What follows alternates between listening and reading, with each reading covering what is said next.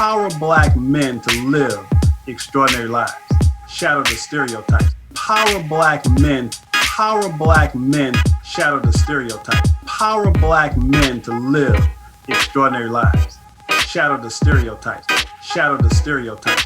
Power Black men to live extraordinary lives.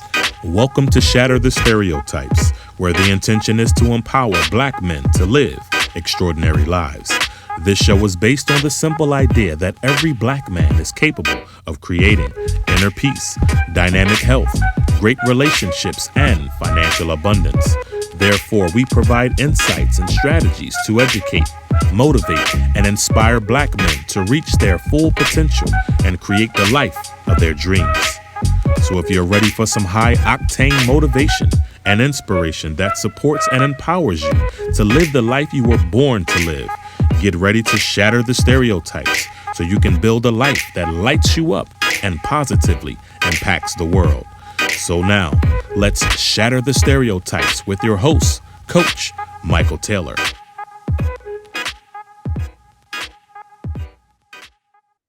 Hello and welcome to Shatter the Stereotypes, where my intention is to empower Black men to live extraordinary lives.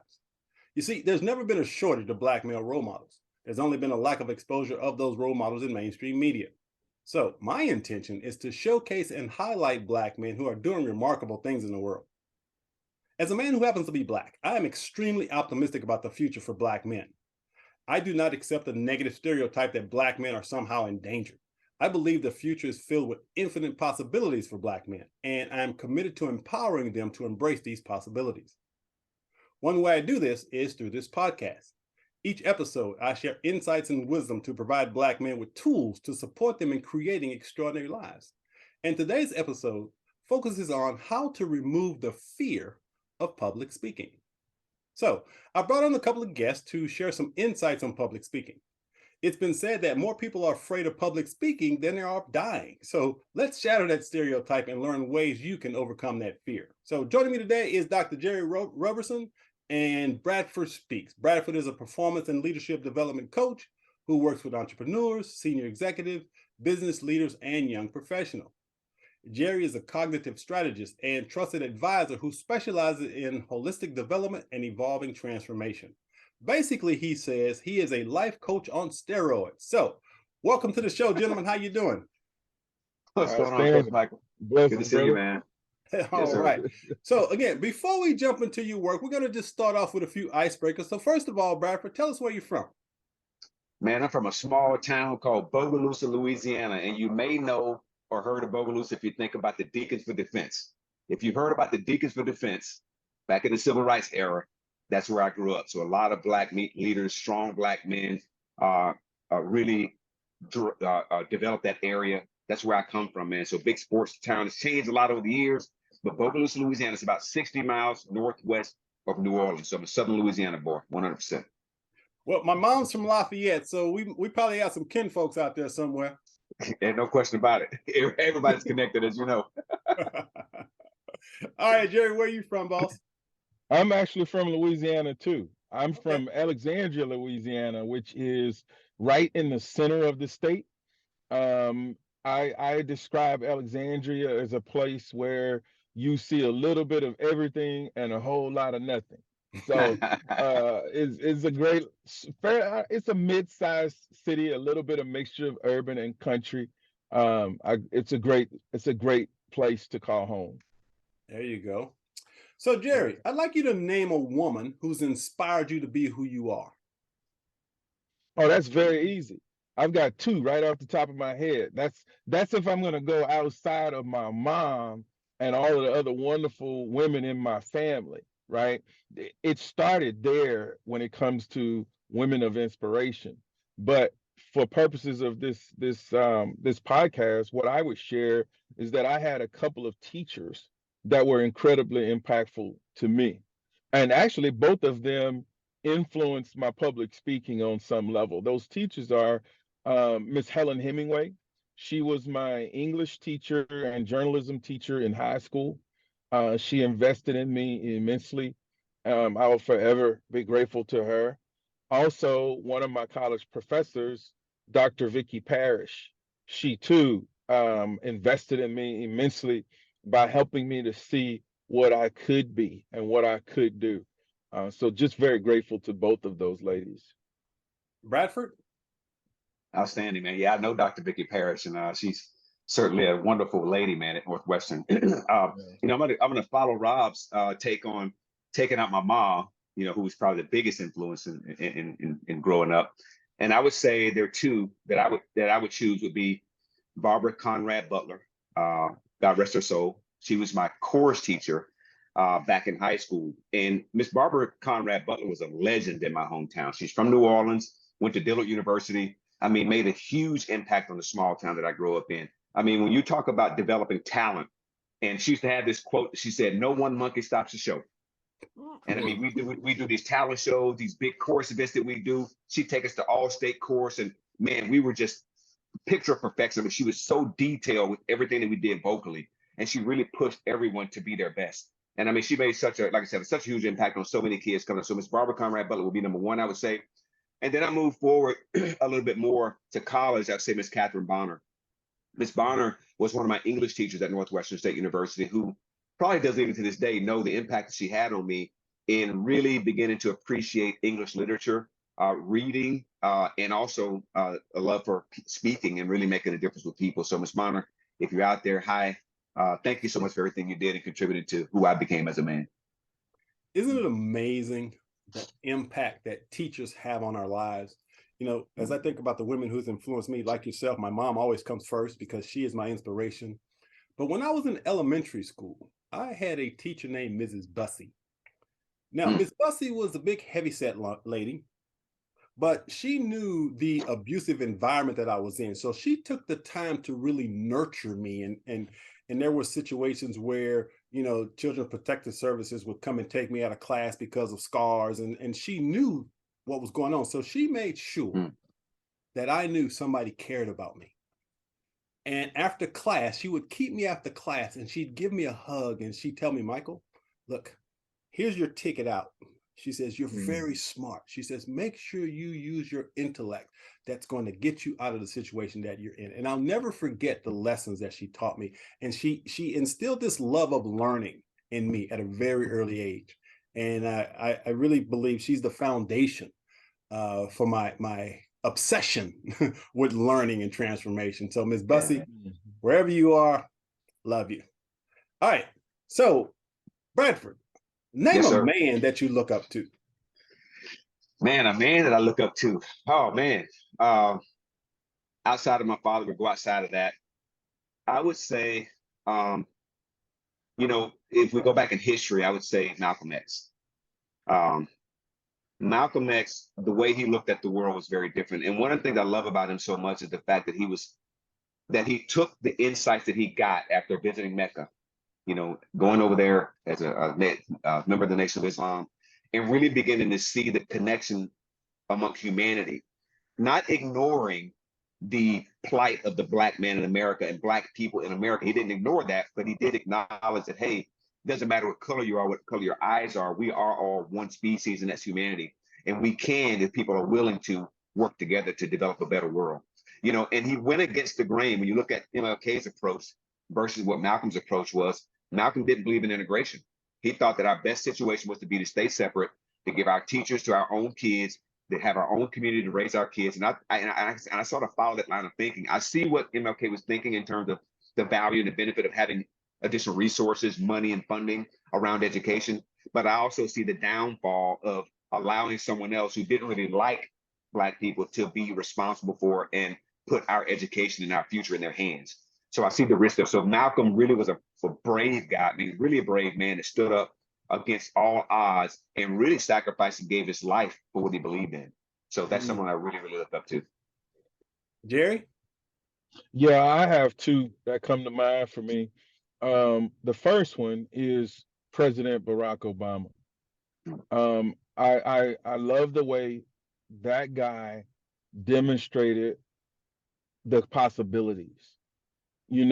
On some level, I don't really feel like I was fully an American until I saw him giving his speech, his acceptance speech, because you know, again, Brad and I both are from Louisiana, and here in the deep South, man, it's so hard. Some of the challenges that are still in place is just unbelievable. I'm talking about right now in 2023. I know people that are still living on a literal plantation in Louisiana. I know people right now today who are still, you can call it whatever you want to, but essentially it's sharecropping. Like right now, man, in 2023. So when I saw President Barack Obama become elected and stood there and took the oath of office and gave his inaugural speech, it just really, I feel like it was transformative for me personally to be able to see that and to hear my parents talk about how they never thought they would see that, a black man being the president of the United States of America. It just really awakened, I would say not only for me but a lot of people, the possibility, the awareness of what is capable for us, what we can do. The second person, and y'all might laugh at this, but I love Steve Harvey.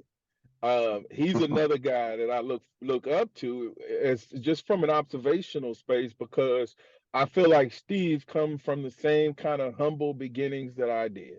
I feel like Steve has been through stuff, you know, the struggles that we don't always just want to talk about. Those things that are in place to break you actually can make you. And that's what I see and like about Steve. He's one of the guys that if he were to join us right here on this podcast, I feel like it would just be a regular conversation like the three of us are having right now. I feel like he would be comfortable with us and we would be comfortable with him. That's important to me because wherever I go, I only have one option, and that option is to be Jerry, right? And that is what I see when I see Steve. He's Steve, no matter what. Yeah, And Michael, I love the story where he talks about when they were going to put him on television, how they hired this media person to try to get him to talk more proper. Yeah, yeah. And he said, no. He said, this is me. This is how I talk. right. If you don't like it, we can't do this deal. And he stayed true to himself. Right. Awesome. Right. Michael, I wanted to add, man, if I could, you know, I talked about Malcolm, and I really want to, you know, we're talking about celebrities here, and I want to bring it down to the hometown, right? I want to bring it down to real life and talk about men who made a difference. And this is one of the things that we just talked about recently on the podcast. I had Coach Fitzhill on my podcast. And it's really, when I think about growing up in that small town in Louisiana, you know what really made me who I became as a man? It was the older guys that raised me, the guys who weren't my fathers at home, but they looked after me out in the hood. You know what I'm saying? They kept me away from danger. Now, some of them pulled me into danger, right? They pulled me into temptation and crazy stuff. But at the end of the day, they were protecting me, you know? So it's that brotherhood that I had with those guys, and I knew that they had my back. Older guys, like when I remember when I was, I think I was 14 or 15 years old, we had a couple of homeboys that were playing football at Grambling State University. They both ended up going to the NFL. Amazing athletes. Bird, Sean, what's up, man? Love you guys.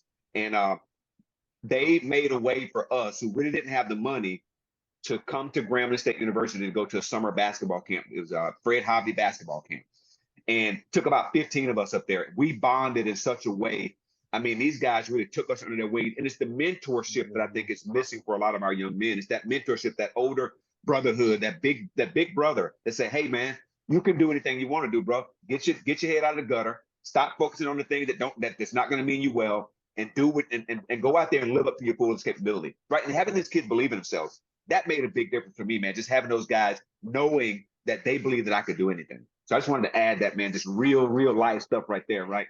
I don't know Malcolm personally, didn't know him, and we don't know Steve Harvey. Rob might know him, but I don't know Steve Harvey. But I know Sean, Big Bird, Bruce Plummer, Orlando Lundy, guys I grew up in the hood with that made a big difference in me, man. Yeah, and so, Jerry, I think you hit something really important. Touched on something really important, and that is the reason I do this show. Where do we as Black men come together to have these types of conversations that, number one, exposes us to mentors and people who look like us? That's why I launched this podcast, so that we can just come together as brothers and have these types of conversations that are transformative, informative, and fun. Because where Yeah. else do you see that in the media? I don't know where they are. so that's why Yeah, I launched this particular movement, so we can engage in these types of conversations. So Yeah. indeed. so here's the next question, Jerry. Yes, sir.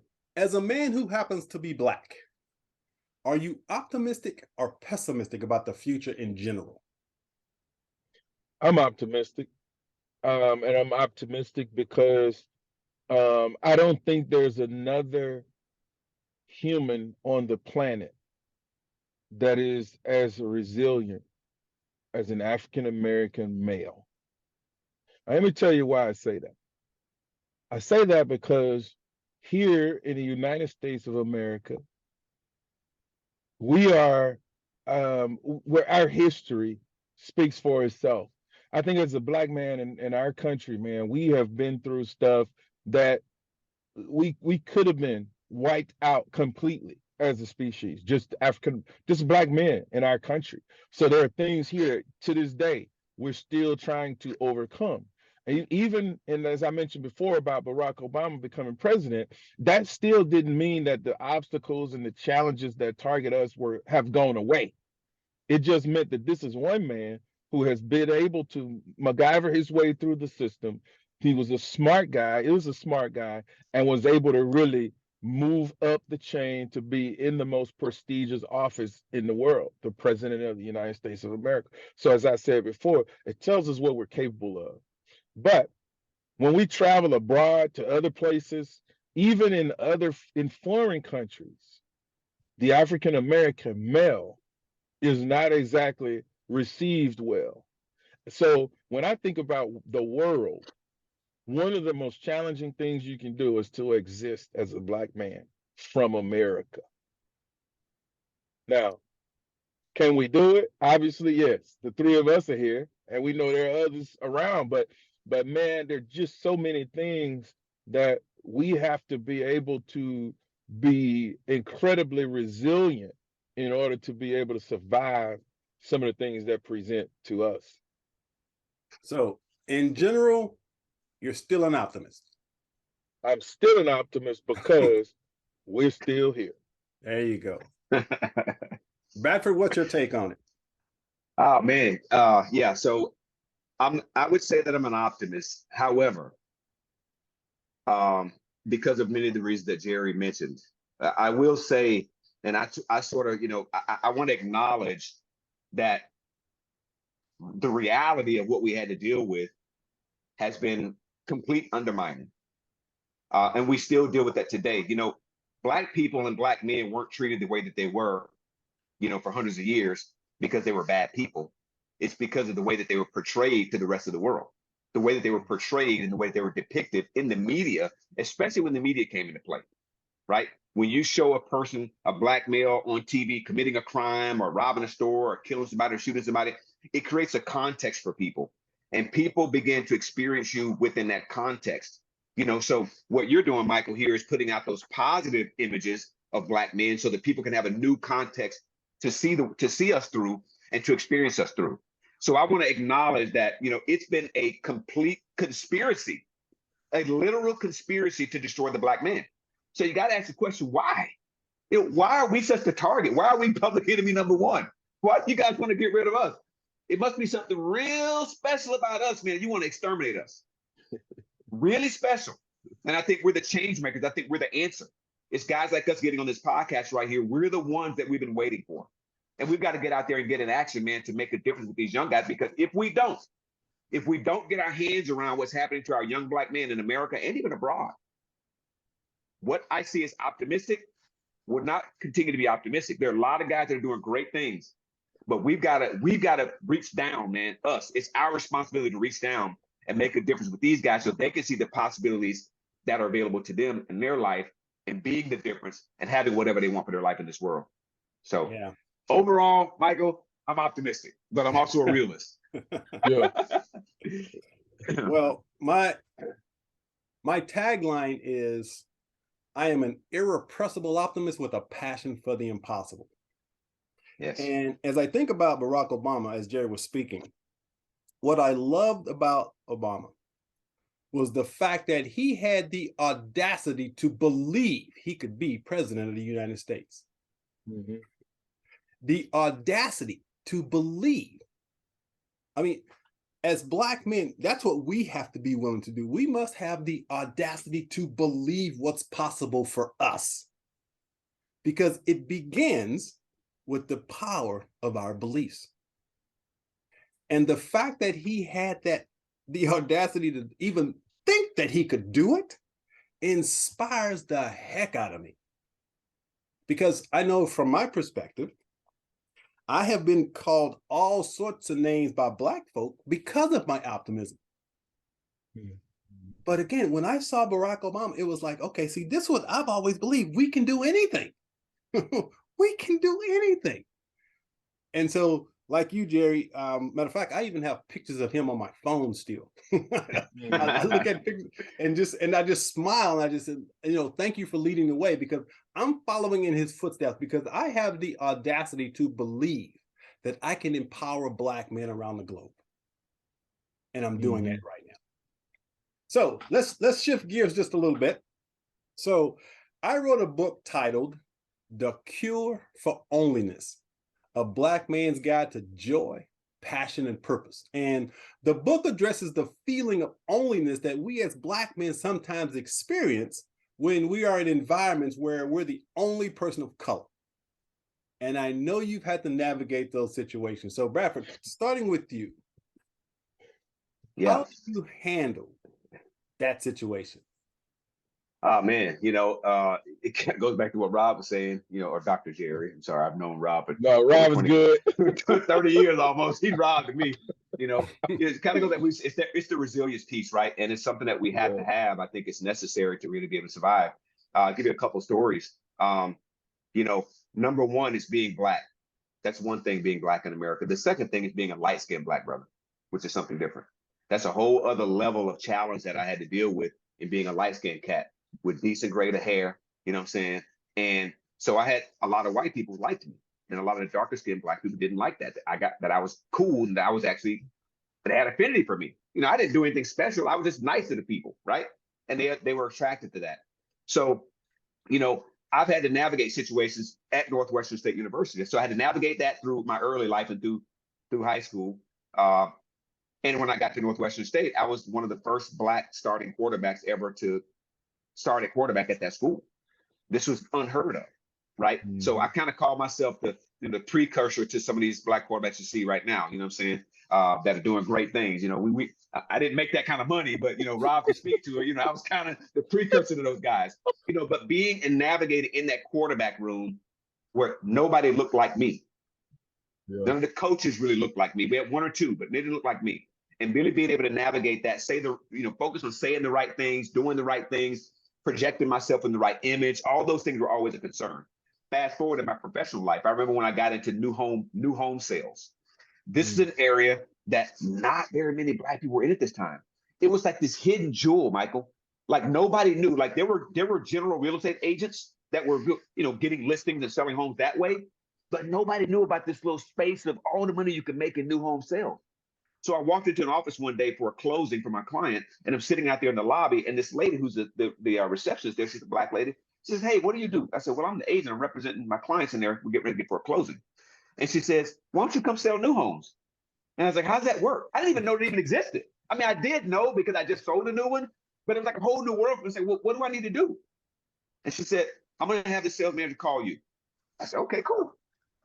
About an hour later, on my way home, she calls me, brings me back in, interviews me. I get hired for the job.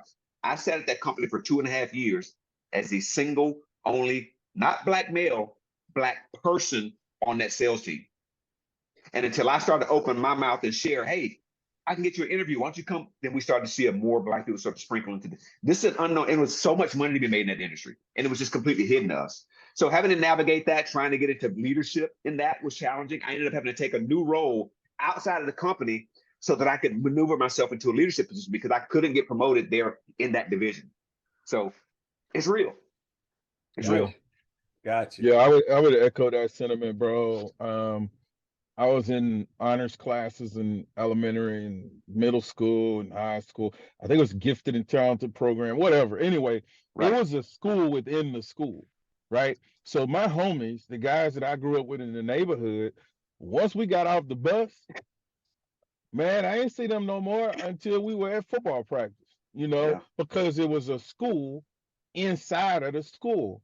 And in those classes, it was always one or two other black guys. It might have been three or four black girls.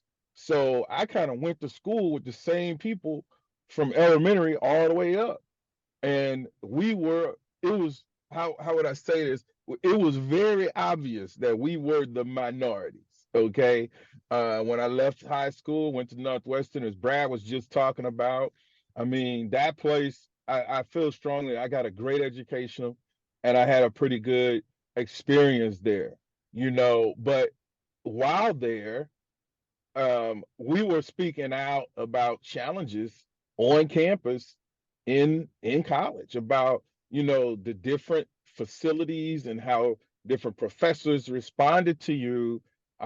It was tough, man. And even on the football team, we had teammates that we had to deal with the challenges of difference, but variety. And Mhm. recently, Brad and I and some of our other teammates, we all were gathered up for homecoming, man. And one of the most exciting things was seeing how black people at Northwestern are now the majority, and how the love and the fellowship that you can literally see is amazing. It's like a completely different era. Yeah. Um, I will say even into my professional world, even right now today, man, I still go in rooms. I work in my company's divided in a couple sections. I'm not gonna get off on a tangent, but on the public health side, I work specifically in maternal and child health services and with fatherhood issues. Right, there are times right now when I walk into the room, not only am I the only man in the room, but I'm a black man.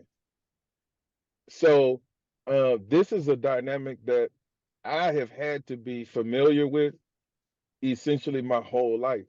And one of the things that I have grown to accept is that I believe God has blessed me and positioned me to be in those circles, to use my voice to help other people that look like me, to speak on behalf of other people that look like me. So I consider it to be an honor when I'm in that room. Now, this is the mental flip that I had to create. Otherwise, I would find myself just sitting in the corner somewhere because I am constantly in that place of the only guy, the only black guy. Yeah, It's just what it is. got Yeah. you. So, with that being said, I'd like to give each of you men an opportunity now to share with the audience what you do professionally. So, here's your opportunity to actually give us the Cliff Note versions because we've got a lot more stuff to cover. But Gotcha. introduce yourself professionally to the audience. We'll start with you, Bradford. All right, great. So I do for a full-time gig, I do sales effectiveness coaching for a SaaS company, a software company. So I coach and develop leaders. I work with their managers and senior leaders to develop their leadership skills.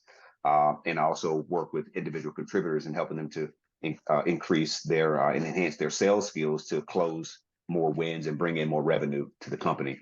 I also run my own company, which you see the background behind me, BeLegendary.coach, where I do performance effectiveness coaching, some resilience coaching, which is one of the things that Jerry mentioned earlier, is helping people to really get out of their own way. If you have goals that you have set for yourself and you're not able to achieve those, your foot's nailed to the floor for some reason, and you just can't get yourself out of the mess that you're in to move forward, you're stuck. I can help you get unstuck. So that's what I do. I'm committed to people having the life that they want, people having the career that they want, make the money that they want, and whatever happiness and joy that's available to them, I want them to have it. So that's what I'm committed to. And tell us a little bit about your podcast. Oh, and I also host a podcast called the Everything Matters Podcast, of which Michael was my guest a few weeks ago, and he's going to be coming up here. An episode we'll be dropping soon.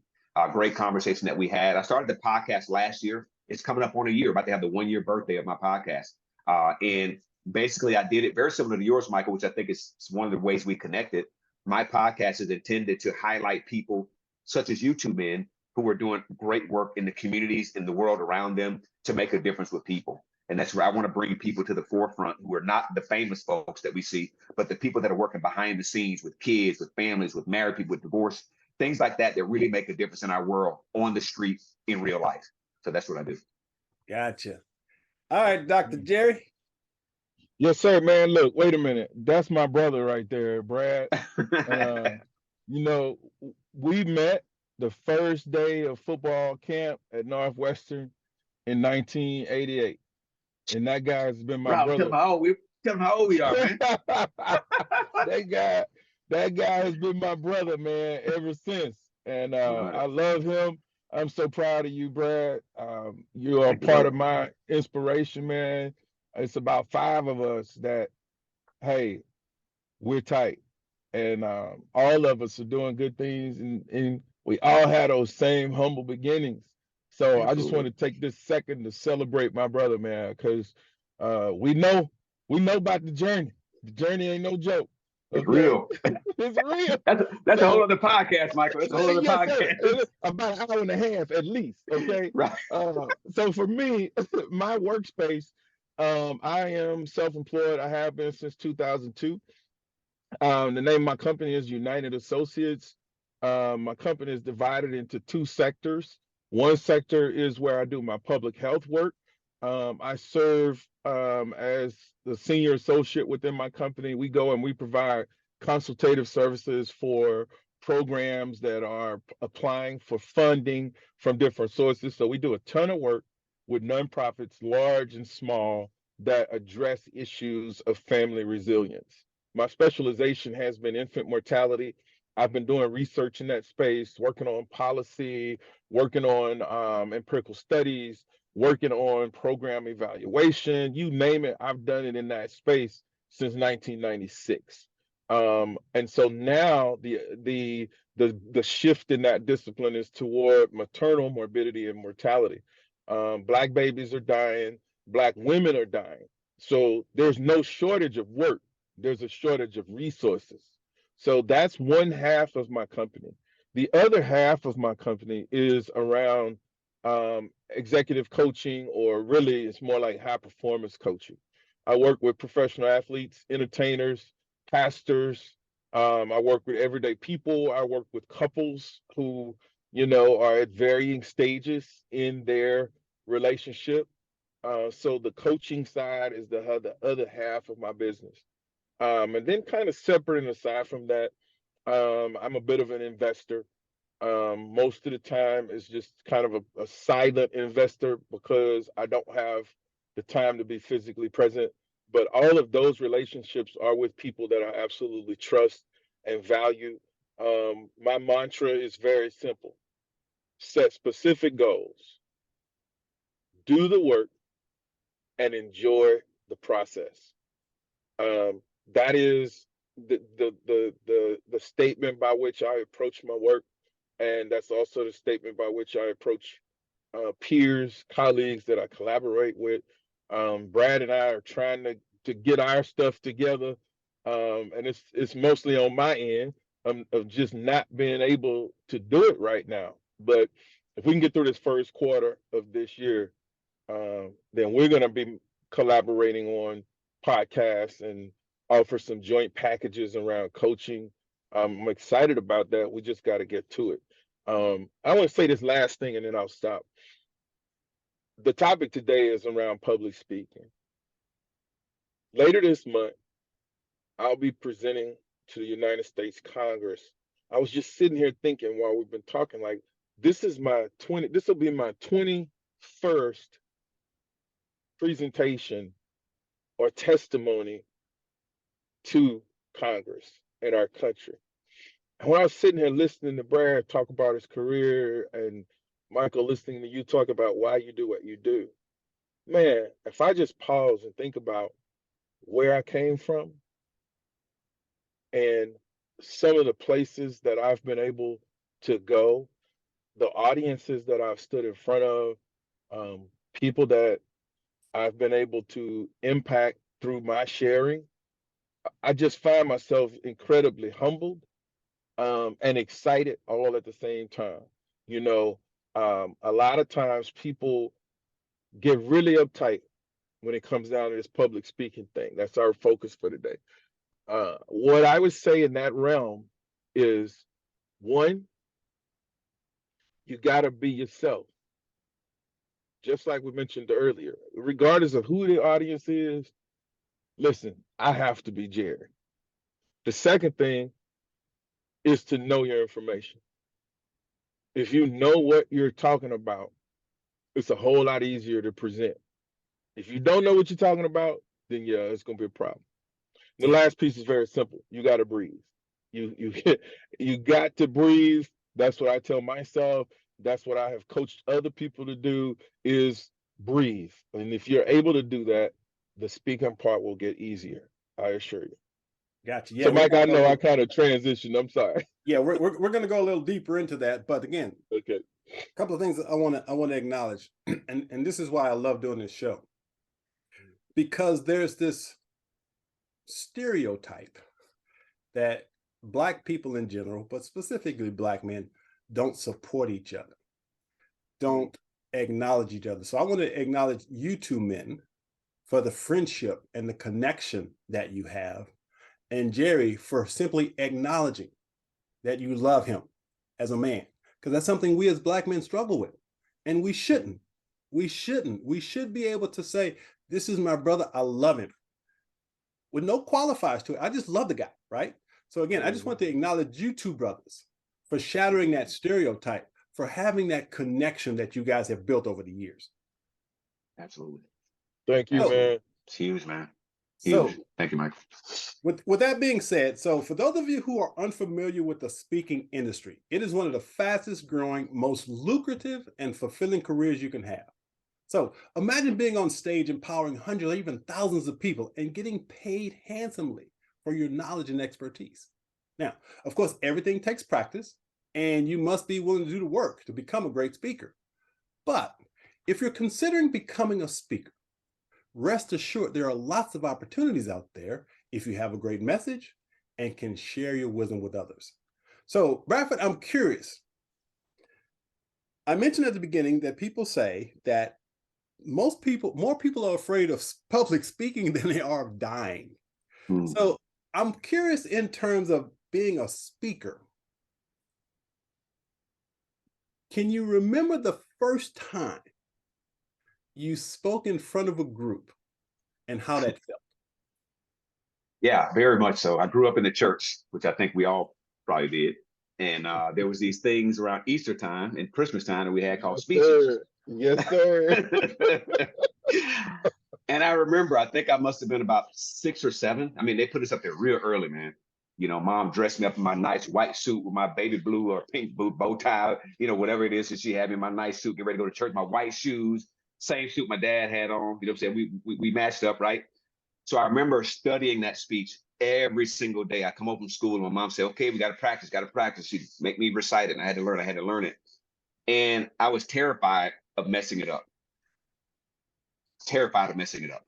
Like, I knew I practiced, but you know, one of the things that when I'm coaching people, Michael, is one of the things I stand on is that knowing makes no difference. Like, knowing doesn't matter, you know. And I when I realized that later on in my life, when I go back to situations like that, I realized I knew the speech, but there was something else that was missing in who I was being as a 6 or 7-year-old to project that speech. Like, I wasn't really bought into the message. I didn't really know what the words meant. There was a real connection that I had to the message, right? So it didn't come across that way, and there was no confidence there, because I'm like, this isn't me. Goes back to what Rob said a second ago. You got to know your message, and what you said, you got to be connected to that. So it was terrifying, man. Terrifying, because I'm looking at all these older people in the audience, all of my friends and my peers standing behind me. I know they're giggling, you're laughing at me, you know, and they get ready to go next. Like, dude, you up? Why are you laughing at me? You up next, dog? You know, but it was embarrassing and frightening for me at that age. Yeah, very much so. Wow. Hey, Jerry, man, what's your first experience? I'm only laughing because it sounds like he went to my church. I got nervous all over again. This is exact same thing that Brad described, man. Those little speeches for Easter. And oh my God, let me just tell you, the only thing that was worse than giving that speech for the Easter program was having to sing a solo. Okay. Devastating, man. There's Facts. something out there called adverse childhood experiences. The acronym is ACEs. That's like trauma for kids. Let me just tell you, bro, I was traumatized with the Easter speech and the Yes. singing at the church. Man, look, Ah. I got over that public speaking part. But the singing, I'm still struggling with that. I'm singing in my car and in the shower. That's it, bro. Oh, that's funny. Uh, so Jerry, have you ever given a speech where you completely bombed? Mm. I have to say, and no, I can't. I don't think I have. And I think what I will say is I have given speeches where I have gone into the speech with a plan in mind, and then something happened where I took the speech in a whole different direction. So I didn't consider it bombing. I think actually it was probably better than what I had planned, as part of Yeah, my preparation. But I can't say that I've ever really bombed a speech. gotcha. Yeah. Bradford, any time you crashed? No, I can't say bombed either. Very, very similar to what Rob is speaking of. Sometimes you plan something and you have a message, based upon what the background of whoever you're speaking to and what they're looking for and the value that you build, you can bring in the message. And sometimes you're just in maybe some preliminary conversations you might have with some of the people in the audience. And if you're listening carefully, you can hear that there's a need for something else. And so you begin to create that as you fold it within what you already have, right? And you don't completely change direction. You just find a way to incorporate that into the existing speech that you have already. So you're able to actually then address that as well and give the people what they need.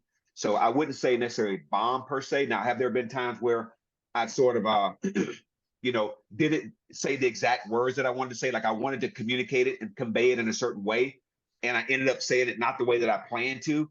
So I may have left that talk thinking, man, I didn't really say it the way. I wonder if it really landed the way I intended for it to land because I didn't really say it the way I planned to say it. But when you Yeah. get the feedback from the people that you spoke to, you realize, it did land because I think speaking is less about what you're doing and it's about where you are. It's about being present with what you're sharing. Like Yeah, when you're present with what you're sharing, you're not concerned about whether it lands or not. It's like you're in the zone. That's what speaking's like. yeah. So yeah, I wouldn't say bomb. And so there's always a lesson. There's no in my judgment, there's no such thing as failure. There's only the non-attainment of a desired result. So That's it. I got to Exactly. share this. I joined Toastmasters, and you guys ever do Toastmasters? I never done No, it. I haven't. No. Well, in Toastmasters, which is a great place, if you're thinking about becoming a speaker, it's a great place to start. Because in Toastmasters, they basically give you the fundamentals of speaking. So you do what's called a CTM, Certified Toastmaster. So you have 10 speeches that you have to give to get your CTM. So each speech covers a different topic. So there's one topic on speaking in earnest. There's one speech where you give where you actually read a speech. There's one speech where you give where you do humor. So you've got these 10, you basically get the 10 types of speeches you'll ever have to give. So it's a great foundation. And one of the things they do in there is called table topics. And with table topics, what you do is someone asks you a question, you have absolutely no idea what it is. You have 2 minutes to respond to whatever that question is. Now, when you're responding, if you say, they ring this bell to get Oh your wow. attention to make sure that, you're becoming a better speaker. So most people hate table topics. I love table topics. Matter of fact, Yeah. of the 10 table topic events that I was in, I won first place in 8 of them. I just Wow. love them because I have this spontaneous way of thinking. Yeah. Okay. Yeah. So when I went to my first Toastmaster competition, I went against what I knew was my way of speaking, which was spontaneous. So I memorized a speech word for word. When I got up there and I started speaking, I started to remember what I was supposed to, and then I just lost. I just went blank. Mm-hmm. So I'm standing there, my thought process just disconnected, and I'm sitting there, and I couldn't remember a word. I couldn't. So for about 30 seconds, I just stood there in silence. Now, there's probably 100 people in the room, right? Yeah. Instead of 30 seconds, panicking, Michael? That's a what's long that? Man, that's a time. long time. Yeah, oh yeah. That's like an That's a hour. long time. Now, as I sat there though, I realized that I couldn't remember my speech. So what did I do? I ad-libbed, Yeah. which I should have done at the beginning. But obviously I didn't win the competition. But what I learned was that's not my style. I can't memorize speeches. I am much better being spontaneous, coming up with some bullet points. Right.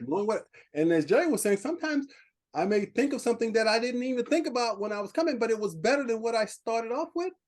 So as a speaker, I share that story. As a speaker, you have to figure out what is your best way of delivery. Mm-hmm. Some people love memorizing speeches. Yeah. I can't. So for me, after the competition, I had several people come up to me and they say, Michael, you know what? You may not have won the competition, but that was the best speech you ever gave. Why? Because you didn't quit, you didn't panic, and you finished the speech.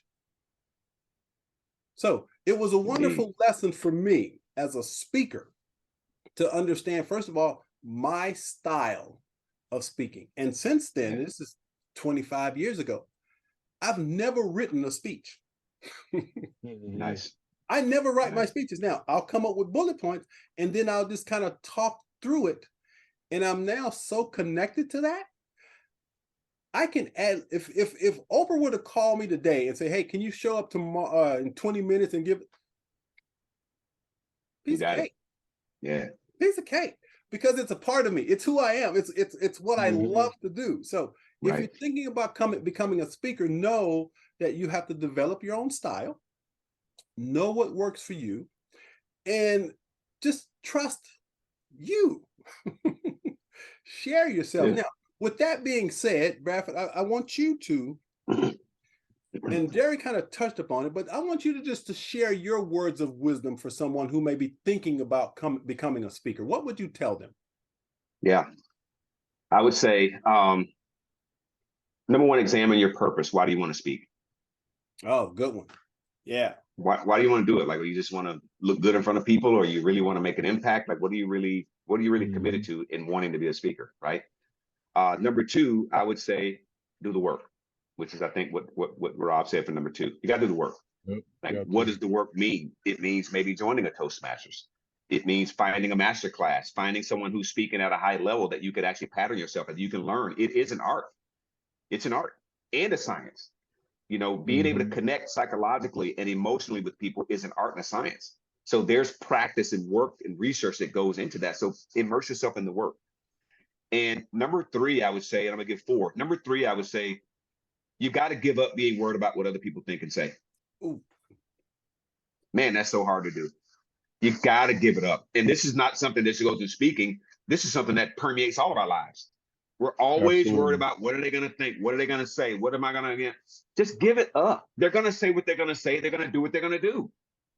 But when you're connected to what you're committed to and why you're speaking, which is why that's so important, is number one, it doesn't matter what anyone says or thinks, because you've got a purpose and you're driven by what moves you. Right.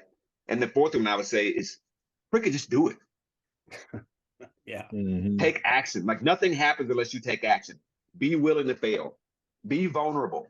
Be willing to say, I screwed it up. Like Michael said, man, I bombed. Stood there for 30 seconds. I can't imagine. Me Right? either. I mean, that's a long time. That's a long time. You know, but like he said, he finished. He didn't quit. He stayed there. And that's what it looks like. That's what success looks like. It's not always pretty. Sometimes it just means finishing the deal. So practice and take action. Those would be my four. Now, Jerry, you are a TEDx speaker. And so for those who are watching, may have no idea what the heck a TEDx speaker is. So just kind of give us a 411 on what a TEDx speaker is. A TEDx speaker is it's a smaller version of your major TED Talks. So most people are familiar with TED Talks. Um, I'm trying to remember what the TED acronym stands for. I know it's technology. I want to say education, and some I can't remember what the D is, but Yeah. anybody that's watching this, if you just Google TED Talks, it's a ton of stuff out there. So the TEDx is just a smaller version of your TED Talk. There is an application process. You submit a paper or online application, and then you also have to submit a short audition video. For me, I actually shot that video. I remember it like it was yesterday. I was in my truck driving from Dallas to Austin, and I was really just thinking, man, what am I gonna say? How am I gonna package this? And I was like, man, I just put the phone up while I was driving and hit record. And I gave them, the 2-minute version of what I wanted to talk about. Now, here's the interesting part. Once I got to Austin, I had all my tripod, my phone, everything, the lights, everything you needed to shoot an audition tape, and I couldn't find the rhythm. Once I got to Austin, I was checked into the hotel, and I kept trying to record it. And finally, I just said, look, the one that I did in the truck is the one I'm sending in. And sure enough, that's the one that really went over well. The producer of the TEDx called me and was like, man, your audition tape was different in the 10, 12 years that she's been producing these shows. She's like, I never had anybody just turn on the record button while they were driving. So, That's cool. my message, or one of the things I took from that was authenticity. There's just being who you are. And that's why I said what I did earlier. You just have to be who you are in whatever setting you're speaking in, and know your information. Yeah. I always try to connect something about me to whatever it is that I'm talking about. Now, sometimes I will share the connection, and sometimes I won't. Sometimes the connection is just for me to be able to really figure out how I want to deliver this message. So there are several. I mean, I used to teach public speaking at I taught it at Baylor and also taught it at Tarrant County College, right? So there's several things, techniques that you can use, but authenticity and knowing your information, that's key. If you do those two things, and I would imagine, Michael, you did some breathing during that 30 seconds of silence. That's a deep breathing. It might have been some real shallow breathing. I don't know. Yeah. Yes, sir. Great experience. Now, the reason I bring this up for the audience, I mentioned at the beginning or earlier that speaking is a very lucrative field. And I know that there's a lot of brothers out there who have the talent, the skill, and the ability to be great speakers. Mm-hmm. And as a speaker myself, I want brothers to speak because we need to get our voices out there. We need to share our truths. We need to empower each other. And being a speaker is one way to do that. So for those of you who are watching and you may be going, well, why would I want to be a speaker? Well, let's just look at some of the numbers. Okay. When I first started speaking, I went anywhere I could to speak. For example, I spoke in elementary schools. I spoke at high schools. And by the way, if you can speak at a high school, you're a great speaker. Because yes, high school students, their attention span's about that long. And if you can keep them captivated for 15 minutes, you're a great speaker. Because they can be the worst audiences ever. True. But anyway, anywhere I could speak, I would speak. So when I first started speaking, I didn't even worry about getting paid. I just wanted to speak. All of a sudden, people start calling me, say, hey, look, we heard you here. We'd like you to come speak at our event. So now I got a $300 speech. What? I would do this for free. You're going to give me $300? Sure. Move along a couple of years, I've written a book. If you're going to be a speaker, you got to write a book. Because the book is instant credibility to get you in speaking. So now I go from $300, $500, $1,000 speech. Now I'm getting $5,000 for a 45-minute speech. Okay. Now think about that. It took me some 20 years to get to the point where I'm, number one, comfortable being a speaker, and I'll be honest, I'm very good at it. But to go from speaking for free to now $5,000 per speech, think about that. You do 2 of those a month, you got a hell of a career. Okay. Now, that's actually at the low scale of motivational speakers. A lot of motivational speakers get a minimum of $10,000 for a 30, 45-minute speech. Okay. The first time I got my biggest speech was $9,000. Okay. And I don't say that to brag. I say that to say that there's an industry that we as Black men need to get involved in. Now, a lot of people will say, I've heard a lot of brothers say this, where there aren't a lot of Black speakers. Well, there's two ways to look at that. You can look at it as though somebody's holding you back, or you can look at it as, well, that means there's more opportunity. That's the way I look at it. Right. Yep. There's more opportunity. So I share all of this to say that speaking can be a lucrative career. Now, once you start speaking, you want to do things like podcasting and writing books, because now you're generating revenue on an ongoing basis. For example, this is being recorded. I set it up so that people can watch this through eternity, right? It's documented information that you can share. But I also do these types of conversations with an online summit. For example, I just released, we're releasing April 2nd, what's called the Brotherhood of Kings Empowerment Summit, where I've got 10 Black men sharing different presentations on different topics.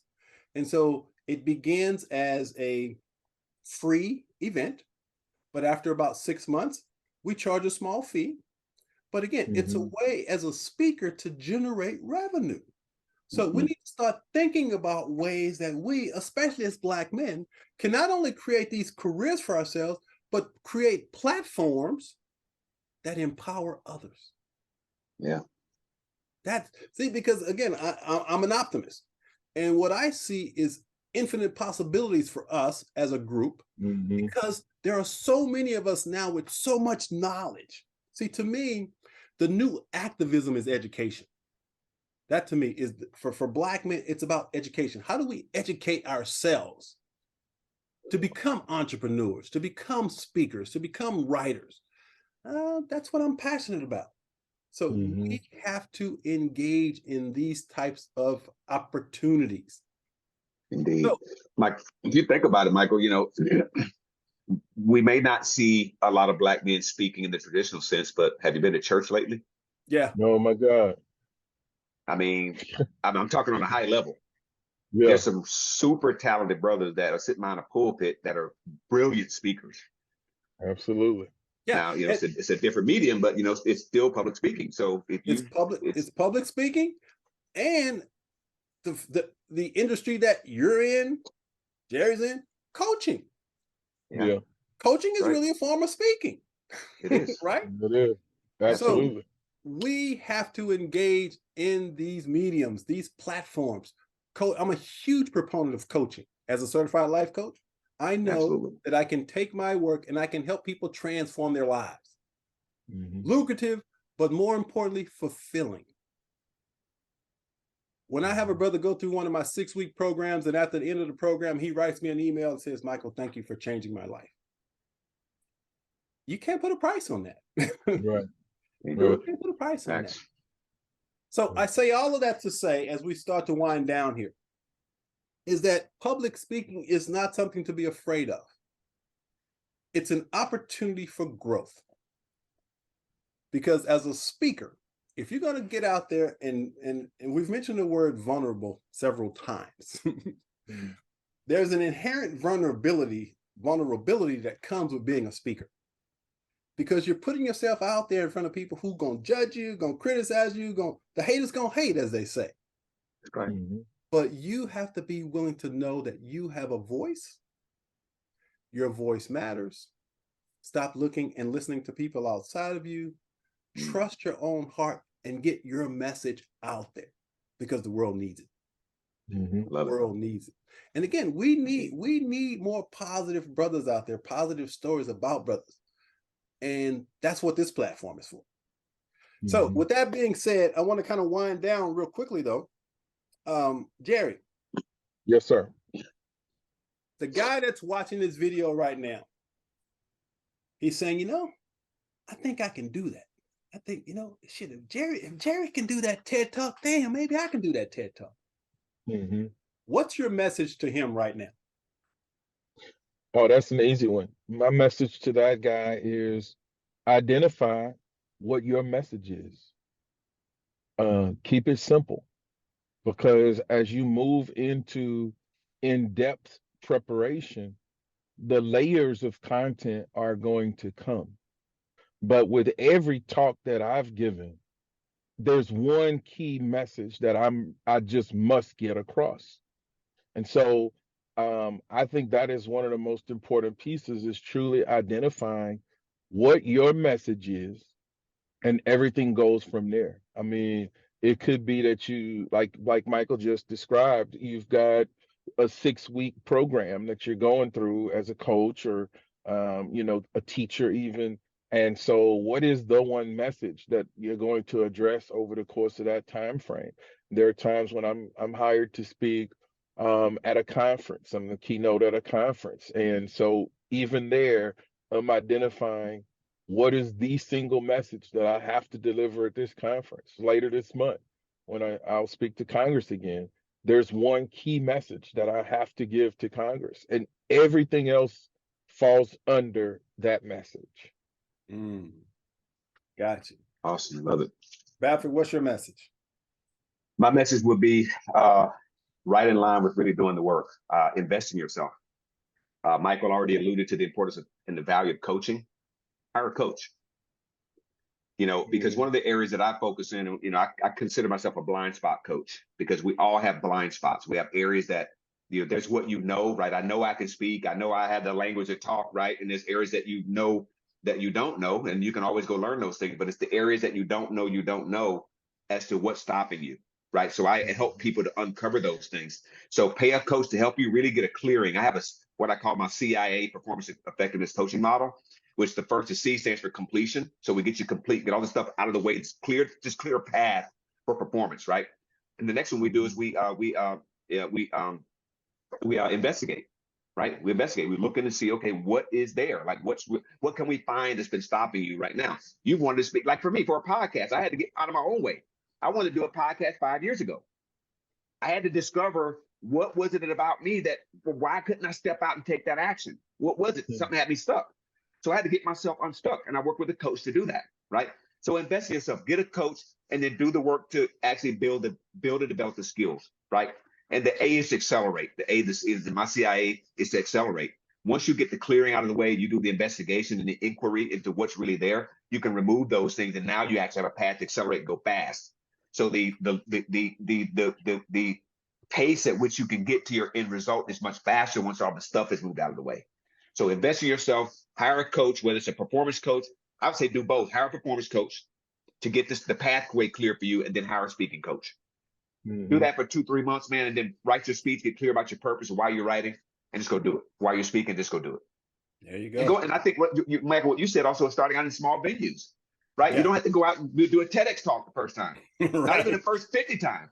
Just go ahead and start talking to people about your message, right? So yeah, I think that's great. Great advice. Yeah, man, can I just add something to that, Brad? Yeah. Because a lot of guys, they can't afford a coach.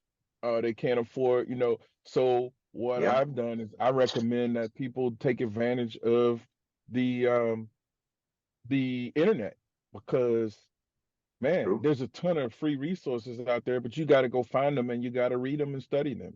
Yeah. So, if you can't afford it, hey, go on the web and read everything you can. It will become clear what you need to do. Yeah. There it is. Yeah. Yeah. A couple of points that I'll make. First of all, if you're thinking about being a speaker, you know nothing about the speaking industry, join Toastmasters. I think it's $50 a year. I mean, it's minimal. and there's Toastmaster groups all around the country. You cannot not find a Toastmaster group if you're interested. So that would be the first thing. But secondly, and even more importantly, is speak only about things that you're knowledgeable and passionate about. And here's what I mean by that. There's a lot of speakers that I've seen that look for the latest trend, and they try to build a speech around whatever that latest trend. For example, leadership. Everybody sees leadership, say, oh, so I'm going to create a leadership. There's nothing wrong with that. But what I've learned, because I did it, I created a program of leadership just because I knew I could get corporate speaking engagements. Right. That's not where my heart is. I love talking about transformation. I love talking about doing that inner emotional, psychological, and spiritual work. That's what lights me up, right? And so now I focus on that which I'm passionate about. So when you get on stage, when you're speaking on something that you're passionate about, it supersedes what you know, but it goes to what you feel. And it makes all the difference in the world as a speaker. So find that topic that you're passionate about. I don't care if it's washing cars. If you're passionate about washing cars, you can create a speech about washing cars. It doesn't matter. So find that thing that you're passionate about. Now, me personally, I believe it's a spiritual thing. I believe we all have unique gifts and talents. As a matter of fact, they're encoded in our DNA, and it is our responsibility to figure out what that is. And so when we find that passion, I believe it's God, if you choose to use that term, simply expressing through you. Because I know as a speaker, sometimes I'm speaking and I go, God, where'd that come from?